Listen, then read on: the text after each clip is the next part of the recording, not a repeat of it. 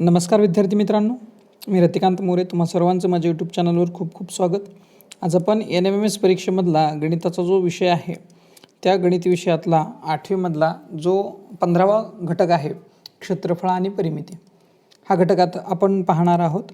सुरुवातीला या घटकाला अतिमहत्त्वाचा घटक का म्हटलं पाहिजे हे लक्षात घ्या, कारण हा एकमेव असा घटक आहे ज्याच्यावरती सर्वात जास्त प्रश्न आत्तापर्यंत NMMSने विचारलेत. आत्तापर्यंत 8 परीक्षांमध्ये एकूण 18 प्रश्न या प्रकरणावरती आपल्याला आलेले दिसतात. त्यामुळे हा अत्यंत महत्त्वाचा घटक आपण समजला पाहिजे. कारण दुसरा घटक आहे घातांक आणि घनमूळ, जो 16 मार्काला आत्तापर्यंत विचारलेला आहे. ठीक आहे, चला सुरू करूयात. पहिल्यांदा बघूयात आकृत्यांचे प्रकार. आकृत्या कधीही लक्षात घ्या की 2 प्रकारच्या असतात. पहिल्या म्हणजे द्विमितीय आकृती. आता द्विमितीय आकृती म्हणजे काय की ज्याला 2 मिती असतात. ठीक आहे, मग लांबी रुंदी असेल. परंतु काही आकृत्या अशा असतात ज्या त्रिमितीय असतात. आता त्रिमितीय म्हणजे 3 मिती आल्या, ज्याला आपण 3D फिगर्स म्हणतो आणि याला आपण 2D फिगर्स म्हणतो. त्रिमितीय म्हणजे काय, यांना काय असते, लांबी असते, रुंदी असते आणि उंचीसुद्धा असते. ह्या आकृत्या ज्या आहेत त्या त्यांना त्रिमितीय आकृत्या असं म्हणतात. मग या आकृत्याच्या संदर्भात आपण काय काय पाहतो बघा, लक्षात घ्या. या आकृत्याची परिमिती काढली जाते आणि क्षेत्रफळसुद्धा काढलं जातं. ठीक आहे, पण या आकृत्यांचा जर विचार केला त्रिमितीय आकृत्यांचा, तर यांचं काढलं जातं पृष्ठफळ, कारण यांना एक पृष्ठ नसतं. ठीक आहे, यांना किमान म्हणजे हे 3 पृष्ठ, 6 पृष्ठ, कुठं कधी एखाद्या वेळेस तुम्हाला आकृत्या सूची आणि चिती अशा प्रकारानुसार पडतात, त्याच्यामुळे त्याची पृष्ठ एकापेक्षा 2पेक्षा जास्त असतात. ठीक आहे, त्यामुळं पृष्ठफळ काढलं जातं. आणि दुसरी गोष्ट म्हणजे त्याचं घनफळ काढलं जातं. ठीक आहे, तर असे प्रश्न आपल्याला पाहायचे आहेत. सुरुवातीला बघूयात आता क्षेत्रफळ म्हणजे नेमकं काय. तर क्षेत्रफळाची व्याख्या काय पहा, कोणत्याही बंदिस्त आकृतीने व्यापलेले क्षेत्र. कुठलीही बंदिस्त आकृती, समजा मी हा त्रिकोण काढलाय, तर ह्या त्रिकोणानं आतमध्ये किती क्षेत्र व्यापलंय, हे क्षेत्र किती आहे, त्याच्या बॉर्डरच्या आतलं जे क्षेत्र आहे त्या क्षेत्राला आपण काय म्हणतो, त्या आकृतीचं क्षेत्रफळ. म्हणजे आता ही जी आकृती तुम्हाला दिसते चौरसाची, या चौरसाच्या आतील भागात तुमच्या लक्षात आलं असेल की पिवळ्या रंगाचा पिवळा रंग आहे समजा, तर त्याचं क्षेत्र किती, तर त्याचं क्षेत्र म्हणजेच त्या आकृतीचं क्षेत्रफळ. आणि परिमिती म्हणजे काय, तर लक्षात घ्या की कोणत्याही बंदिस्त आकृतीच्या कडांची एकूण लांबी. कडा म्हणजे काय, तर इथून तुम्ही इथपर्यंत आलात, पुन्हा खाली गेलात, पुन्हा वरती बाजूनं जाताय, पुन्हा वरती जाताय आणि मूळ जागेवर जाऊन थांबताय, तर हे जी टोटल लांबी आहे या लांबीलाच आपण काय म्हणतो, परिमिती असं म्हणतो. ठीक आहे, म्हणजे परिमिती म्हणजे काय असतं, तर कडांची लांबी असते. आणि क्षेत्रफळ म्हणजे काय, त्यांना व्यापलेलं क्षेत्र असतं. आता बघूयात चौरस म्हणजे पहिली आकृती जी आहे ती चौरसाची आहे, त्याचं परिमितीचं आणि क्षेत्रफळाचं सूत्र काय. तर परिमितीचं सूत्र आहे 4 गुणिले बाजू, कारण चारही बाजू सारख्या असतात म्हणून 4 गुणिले बाजू. ठीक आहे, तसं तर परिमिती म्हणजे काय, कोणत्याही बंदिस्त आकृतीच्या सगळ्या बाजू ज्या आहेत त्या बाजूंची बेरीज. म्हणजे 3 जर बाजू असतील तर A अधिक B अधिक C, 4 असतील तर A अधिक B अधिक C अधिक D, असंच 5 असतील तर अधिक E, असं. म्हणजे जितक्या बाजू आहेत ह्या ABC या काय आहेत, बाजू आहेत, तर त्या सगळ्या बाजूंची बेरीज म्हणजेच काय असते, कुठल्याही आकृतीची परिमिती असते. आता चौरसाचं क्षेत्रफळ काय होतं, बाजू गुणिले बाजू म्हणजेच बाजूचा वर्ग. ठीक आहे, अशा पद्धतीनं तुम्ही ते क्षेत्रफळ लक्षात ठेवू शकता, जे गरजेचं आहे. त्याच्यानंतर येतं आयताचं क्षेत्रफळ. आता आयताचं क्षेत्रफळ म्हणजे काय लक्षात घ्या, तर आयताचं क्षेत्रफळ म्हणजे लांबी गुणिले रुंदी. म्हणजे तुम्हाला अशा पद्धतीची आकृती दिली असेल तर ही असणार आहे त्याची लांबी, ही असणार आहे त्याची रुंदी, ह्या दोघांचा गुणाकार म्हणजेच त्या आयताचं काय असते, क्षेत्रफळ.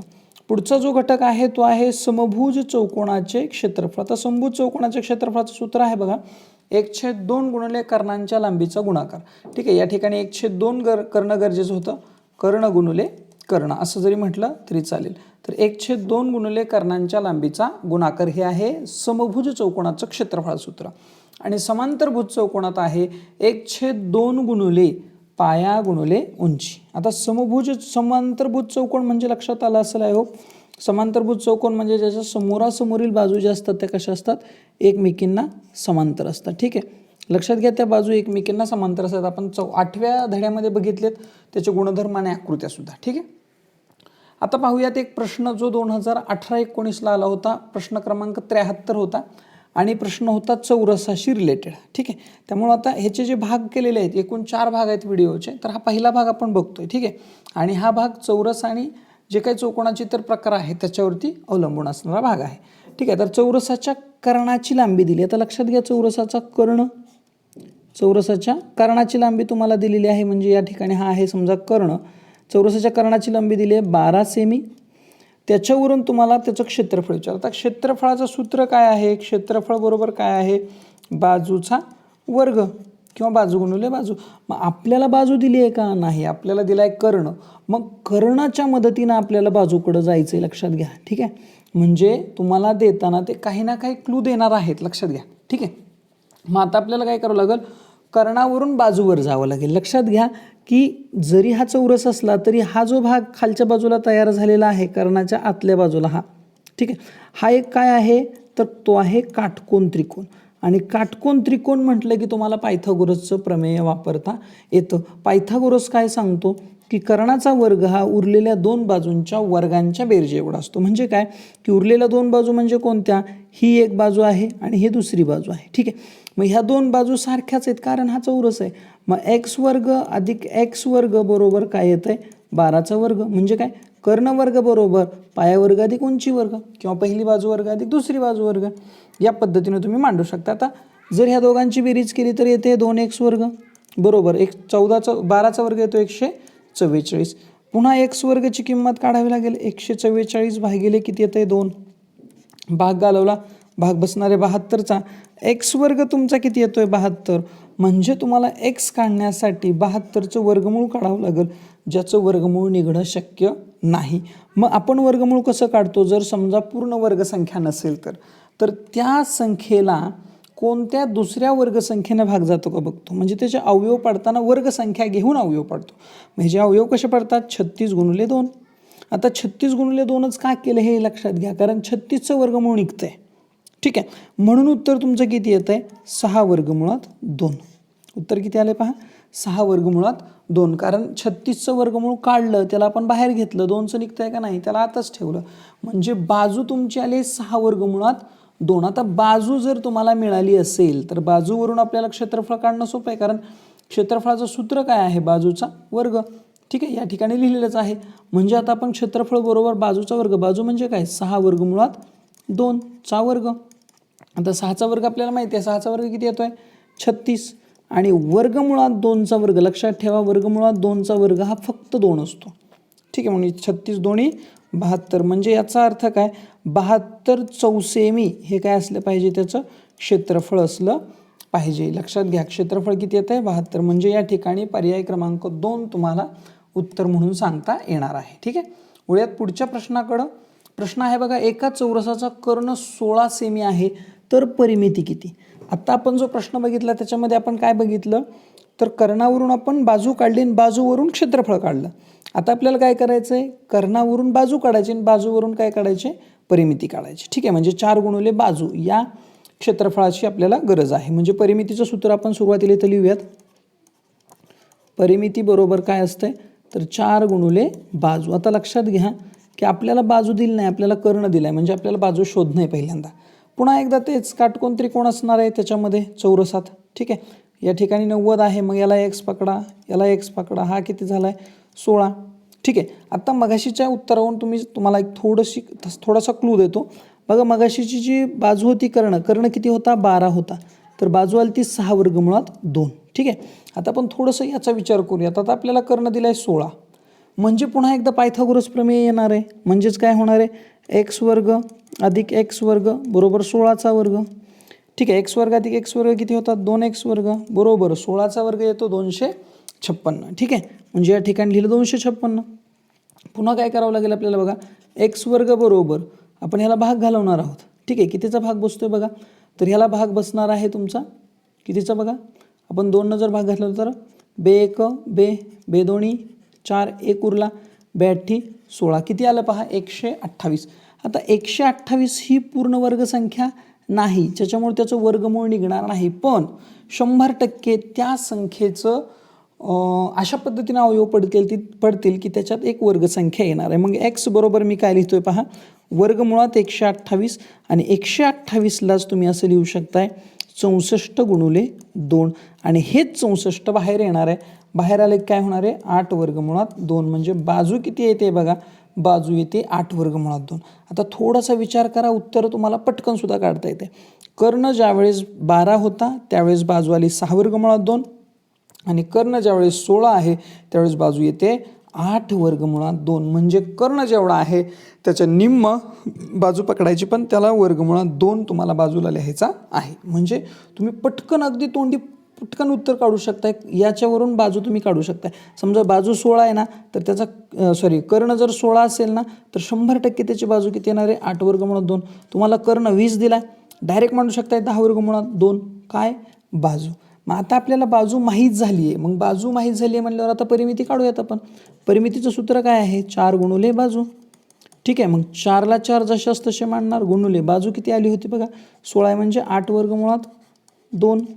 आता बघूयात गुणाकार करून. 8 चोक 32 वर्गमुळात 2ला वर्गमुळात 2 जशास तसं लिहावं लागेल. लक्षात घ्या, आपल्याला ह्या वर्गमुळात 2ला ह्याच्याशी गुणता येणार नाही. ठीक आहे, त्याच्यामुळे त्याचं जे उत्तर आहे ते उत्तर किती येणार आहे?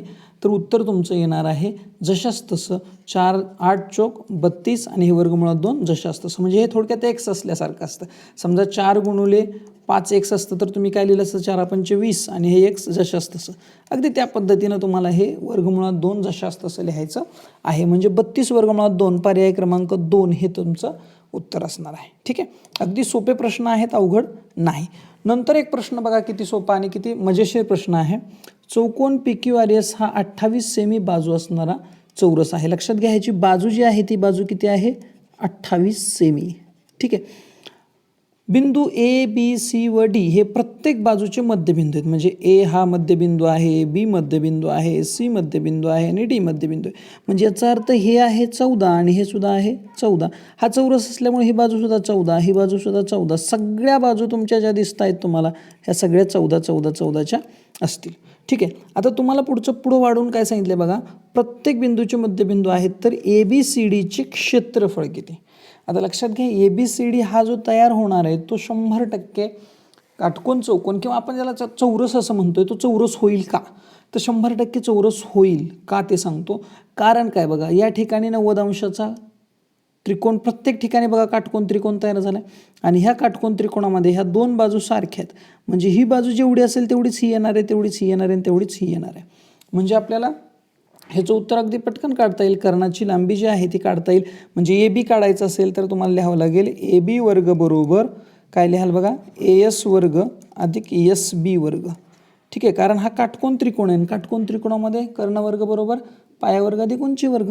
या ठिकाणी 14चा वर्ग अधिक 14चा वर्ग. मग 14चा दोन्ही ठिकाणी जरी वर्ग केला तरी जे पण उत्तर येईल त्याच्यात ते तुम्हाला दिसणारच आहे की डबल येणार आहे. 14 गुणिले 14 म्हणजे 14चा वर्ग डबल येणार आहे. म्हणजे समजा तुम्ही इथे लिहिलं 196 अधिक 196.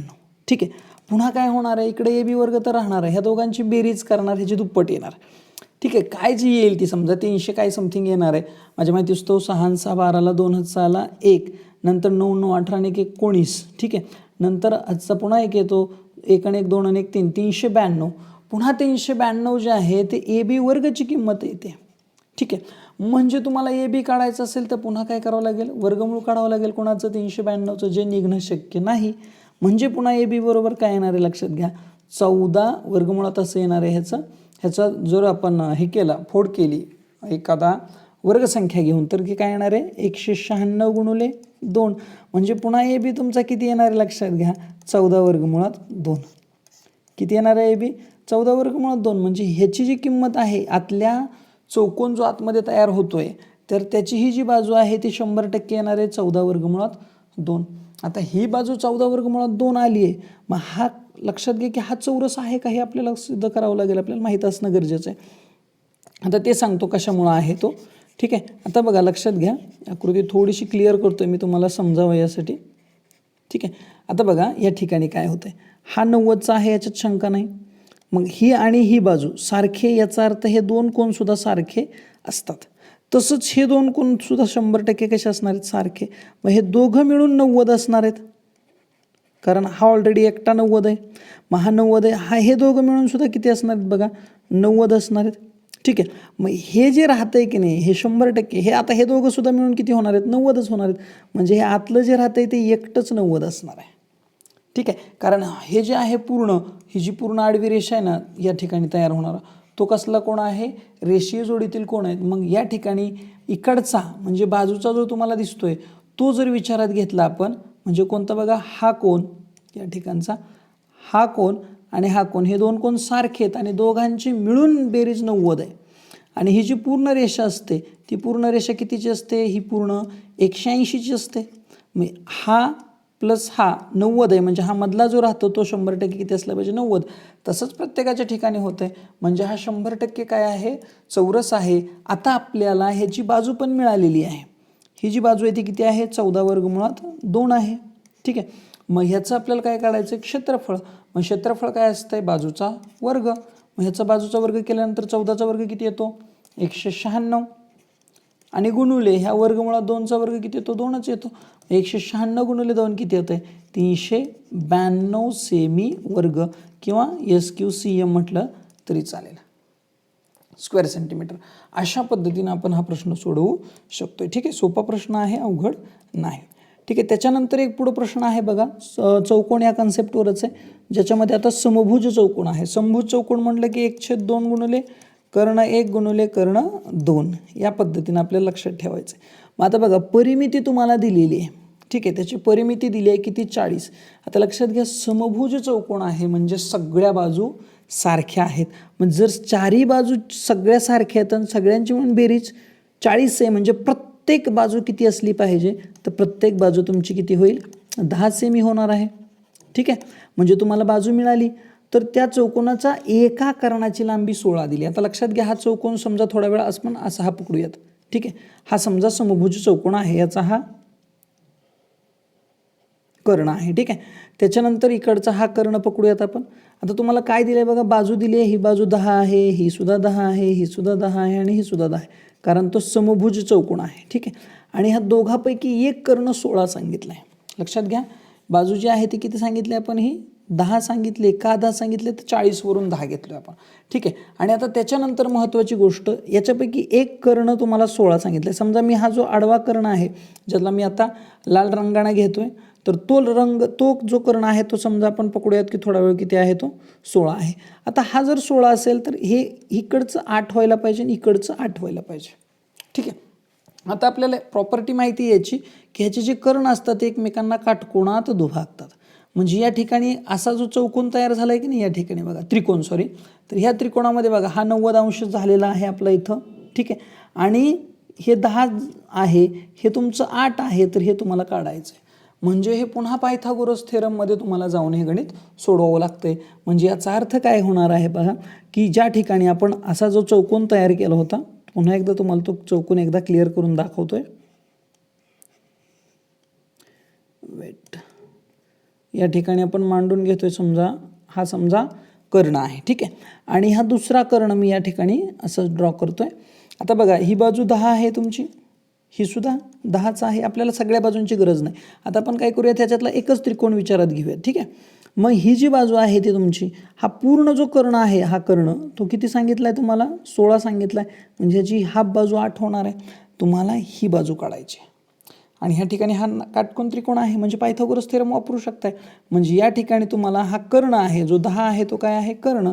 म्हणजे 10चा वर्ग बरोबर, आता ही खालची जी बाजू आहे त्याला x पकडूयात, x वर्ग अधिक ही बाजू म्हणजे 8चा वर्ग, 10चा वर्ग होतो 100 बरोबर x वर्ग अधिक 64. आता ह्या 64ला आपल्याला इकडे ठेवून चालणार नाही. x वर्ग एकटाच इकडच्या बाजूला राहू देत.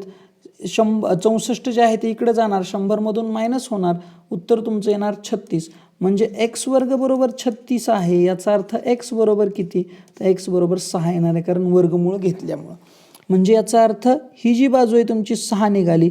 आता लक्षात घ्या, तुम्हाला ही बाजू तुमची 6 निघाली, म्हणजे ही पलीकडची जी बाजू आहे ही सुद्धा 6 असणार आहे, कारण कर्णाचे ते 2 भाग आहेत. ठीक आहे, तर तुम्हाला विचारलंय समभुज चौकोनाचं क्षेत्रफळ किती. आता तुम्हाला कर्ण दुसरा पण मिळाला आहे. कर्ण बघा दुसरा किती आहे, 6 अधिक 6 12 एवढा कर्ण असणार आहे. हे 6 आणि इकडचं पुढचं 6, 6 अधिक 6 किती होतोय, 12. पहिला आहे 16, म्हणजे आता 1/2 गुणुले 16 गुणुले 12, 82 16, 12 गुणुले 8, 12 किती येते बघा, 96 चौसेमी. म्हणजे पर्याय क्रमांक 3 हे तुमचं उत्तर असणार आहे. ठीक आहे, अगदी सोपे प्रश्न आहेत, फक्त तुम्हाला ते खेळवत आहेत, ते लक्षात आलं पाहिजे. ठीक आहे, वळूयात पुढच्या प्रश्नाकडं. समभुज चौकोनाच्या एका कर्णाची लांबी लक्षात घ्या 1/2 गुणिले कर्ण 1 म्हणजे 30 दिलाय समजा, कर्ण 2 आणि क्षेत्रफळ तुम्हाला दिलंय किती 240. उत्तर तुमचं पटकन निघणार आहे. क्षेत्रफळाचं सूत्र काय आहे? क्षेत्रफळ बरोबर 1/2 गुणिले कर्ण 1 गुणिले कर्ण 2. आता बघा क्षेत्रफळ तुम्हाला दिलंय म्हणून मी इथं 240 लिहिलं. 1/2 ला 1/2 30. पहिला कर्ण दुसरा कर्ण आपल्याला काढायचा आहे म्हणून आपण जशास तशा किमती लिहिल्या. ठीक आहे. आता काय करणार आहेत बघा आपण. आता काय करतोय फक्त किमती टाकल्यात, आता आपण सोडून घेऊया. ठीक आहे. तर सोडवण्यासाठी सुरुवातीला काय करणार, हे जे 2 आहे ते ह्या 30ला भागू शकते. ठीक आहे. तर 2 × 15, 2 1 उरलं, 2 10 किती आलं 15. आणि हे जर 2 याच्याकडे गेलं असतं 240 तर ते गुणाकारात गेलं असतं, हे लक्षात घ्या. ठीक आहे. मग आता इकडे 240 उरलं आणि तिकडं काय उरलंय 15 गुणिले कर्ण 2. मग आता हे 15 इकडे जाणार भागाकारात. ठीक आहे. या ठिकाणाहून कट होणार इकडे येणार. 15 1 15, 15 1 15, 9 उरले, 15 सख 90. म्हणजे कर्ण दुसरा तुमचा किती येतोय बघा, कर्ण 2 येतोय तुमचा किती 16 येतोय. पण तुम्हाला कर्णाची गरज नाही. लक्षात घ्या. विचारलंय काय बघा, तर त्या चौकोनाची परिमिती किती. आता चौकोनाची परिमिती किती हे काढण्यासाठी आपल्याला कर्णाची गरज पडणार का, तर 100% पडणार. लक्षात घ्या. कर्ण आपला किती आलेला आहे 16 आलेला आहे. पहिला कर्ण किती आहे लक्षात घ्या. पहिला जो कर्ण आहे तो 30 आहे. दुसरा जो कर्ण आहे तो आपण काढल्यानंतर आलाय 16. आपण काढलेला कर्ण आहे हा. ठीक आहे. आता तुम्हाला काय करायचं आहे, हा आहे समभुज चौकोन. म्हणजे या ठिकाणी समजा असा, त्याचे हे 2 कर्ण आहेत. ठीक आहे. आता बघा याच्यातला एक कर्ण तुमचा समजा हा जो आहे जो तिरका या ठिकाणाहून असा गेलेला तो 30 पकडूयात. आणि हा जो दुसरा कर्ण आहे तो पकडूयात आपण 16. तर ह्याचे हाफ जर केले तर किती येणार आहेत बघा. ह्याचा हाफ 30चा हाफ किती होणार इथं 15 आणि ह्या 16चा हाफ किती येणार आहे 8. त्याच्यावरून ही बाजू तुम्हाला काढायची. ठीक आहे. काटकोन त्रिकोण तयार होतो या ठिकाणी. मग 15चा वर्ग अधिक 8चा वर्ग, 15चा वर्ग अधिक काय करणार आपण 8चा वर्ग म्हणजे पायथागोरस थेरमच पुन्हा एकदा वापरतोय लक्षात घ्या. बरोबर बाजू जी आहे की नाही ही बाजू, ह्या बाजूला आपण कर्ण म्हणतोय ह्या काटकोन त्रिकोणाचा. ठीक आहे. पण तो काटकोन त्रिकोणाचा कर्ण जरी असला तरी चौकोनाची मात्र कोण आहे बाजू आहे म्हणून बाजूचा वर्ग या ठिकाणी म्हणतोय. 15चा वर्ग होतो 225 अधिक 8चा वर्ग होतो किती पहा 8चा वर्ग 64 बरोबर बाजूचा वर्ग. म्हणजे तुमची बाजू निघणार आहे ह्याच्यातून फक्त. मग आता दोघांची बेरीज होती 289 बरोबर बाजूचा वर्ग. आता 289 कोणाचा वर्ग आहे का, तर हो आहे. बाजू तुमची येणार आहे 17. बाजू किती आली पहा 17 आले. आता बाजू निघाली 17 तुमची. ठीक आहे. म्हणजे हे 17 निघाले आणि हा समभुज आहे म्हणजे प्रत्येक बाजू किती असणार आहे 17 17 17. आणि तुम्हाला काढायचं आहे परिमिती. मग 17 चोक किती होतंय 68. म्हणजे या ठिकाणी पर्याय क्रमांक 3 हे तुमचं उत्तर आहे. लक्षात घ्या. प्रश्न तुम्हाला फिरवून विचारलेले असणार आहेत. सहज डायरेक्ट तुम्हाला देणार नाहीत की ही बाजू आहे तर क्षेत्रफळ काढा, अजिबात नाही. ठीक आहे. तुम्हाला जे काढायचे ते तुमच्याकडं नसणारच आहे, पण ते काढण्यासाठी ज्याची गरज आहे ते सुद्धा तुम्हाला शोधावं लागणार आहे. ठीक आहे. तर अशा प्रकारचे प्रश्न तुम्हाला याच्यामध्ये येणार आहेत. ठीक आहे. तर जर व्हिडिओ आवडला असेल तर नक्की लाईक करा, शेअर करा तुमच्या मित्रांबरोबर आणि चॅनलवर नवीन असाल तर प्लीज सबस्क्राईब करा. ओके. थँक्यू.